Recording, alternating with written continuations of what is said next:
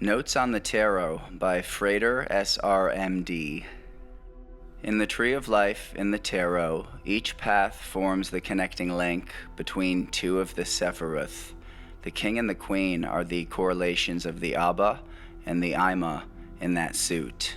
The Knight or Prince answers to the microprosopis, and the Knave or Princess, which was anciently a female figure, is referred to the bride, Kala or Malka. Combining then the material attributions of the Sephiroth and the paths, it results that 0, Fool, equals the crown of wisdom, the prima mobile, acting through the air on the zodiac. 1, the Juggler, equals the crown of understanding, the beginning of material production, the prima mobile acting through the philosophic Mercury on Saturn. 2, High Priestess, equals the crown of beauty, the beginning of sovereignty and beauty, the prima mobile acting through the moon on the sun. 3, Empress, equals the wisdom of understanding, the union of the powers of origination and production, the sphere of the zodiac acting through Venus upon Saturn. 4, Emperor, the wisdom of sovereignty and beauty, and the originator of them, the sphere of the zodiac acting through Aries upon the sun and initiating spring. 5, Hierophant, equals the wisdom and foundation of mercy, the sphere of the zodiac acting through Taurus upon Jupiter. 6, the Lovers, equals the understanding of beauty and production of beauty and sovereignty, Saturn acting through Gemini upon Sol. 7, Chariot, equals understanding acting upon severity, Saturn acting through Cancer upon Mars. 8, Strength, equals fortitude, mercy tempering severity, the glory of strength, Jupiter acting through Leo upon Mars. 9, Hermit, equals the mercy of beauty, the magnificence of sovereignty, Jupiter acting through Virgo upon Sol. 10, Wheel of Fortune, equals the mercy and magnificence of victory, Jupiter acting through Jupiter directly upon Venus.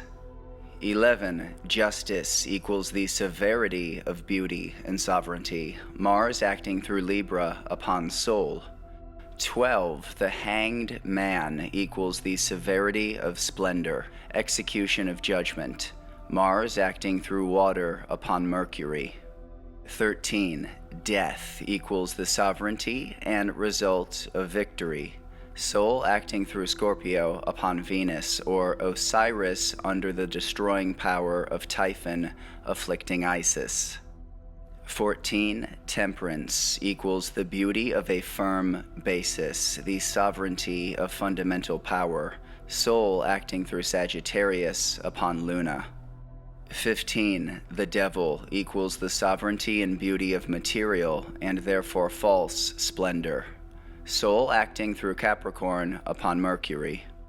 16, the Tower, the victory over splendor, Venus acting through Mars upon Mercury, avenging force.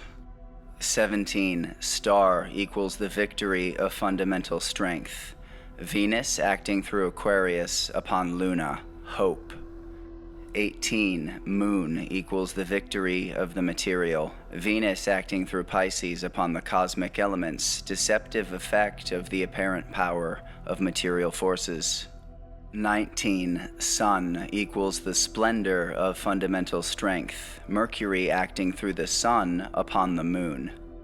20, Judgment, equals the splendor of the material world, Mercury acting through fire upon the cosmic elements. 21, Universe, equals the foundation of the cosmic elements and of the material world, Luna acting through Saturn upon the elements. The Garden of Eden before the fall. This diagram is described in the Practicus ritual. It shows in a glyph the teaching proper to the Practicus on entering the Sephirahud, which he has reached by the paths of Shin and Resh from Malkut and Yesod, respectively. At the summit are the three supernal Sephiroth, summed up into one.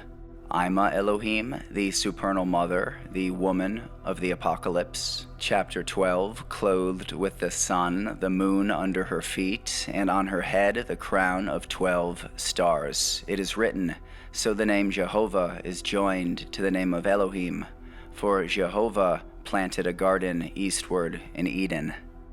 From the three supernals follow the other Sephiroth of the Tree of Life.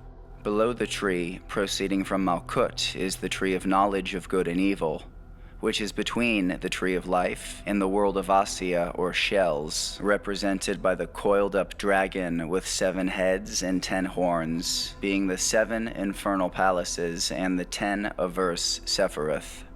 The river Nahar flows forth from the supernal Eden, and in Da'at it is divided into 4 heads. Pison, fire, flowing to Geburah, where there is gold. Gihun, water, the waters of Mercury, flowing into Hesed. Hiddekel, air, flowing into Tiperet. Froth, Euphrates, earth, flowing into Malkut. It is written, in Da'at the depths are broken up and the clouds drop down dew.